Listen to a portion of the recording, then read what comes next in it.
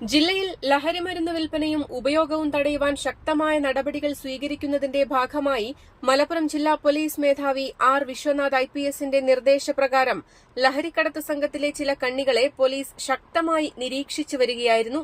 അതിന്റെ ഭാഗമായാണ് പാണ്ടിക്കാട് തമ്പാനങ്ങാടി സ്വദേശി കാഞ്ഞിരക്കാടൻ ഷിയാസിന്റെ വീട്ടിൽ പാണ്ടിക്കാട് എസ്ഐ ദാസന്റെ നേതൃത്വത്തിൽ പാണ്ടിക്കാട് പോലീസും ജില്ലാ ആന്റി നർക്കോട്ടിക് സ്ക്വാഡും ചേർന്ന് പരിശോധന നടത്തിയത്.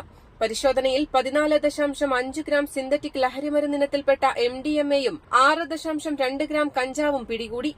വീട്ടിലുണ്ടായിരുന്ന കാഞ്ഞിരക്കാടൻ ഷിയാസ്, കരുവാരക്കുണ്ട് തരിശ് സ്വദേശി ഏലംകുളയിൻ ബാദുഷാൻ എന്ന വാവ എന്നിവരെയാണ് പോലീസ് അറസ്റ്റ് ചെയ്തത്.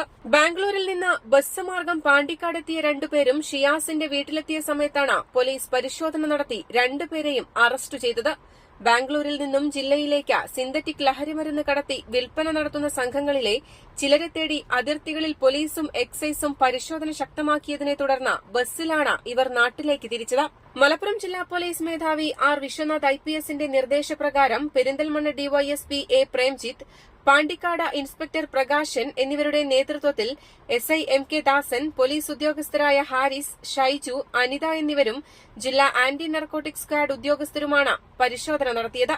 ദിവസങ്ങൾക്ക് മുൻപ് 190 ഗ്രാം ഹാഷിഷ് ഓയിലുമായി കോഴിക്കോട് സ്വദേശിയെ പാണ്ടിക്കാട് പോലീസും ജില്ലാ ആന്റി നർക്കോട്ടിക് സ്ക്വാഡും ചേർന്ന് പിടികൂടിയിരുന്നു.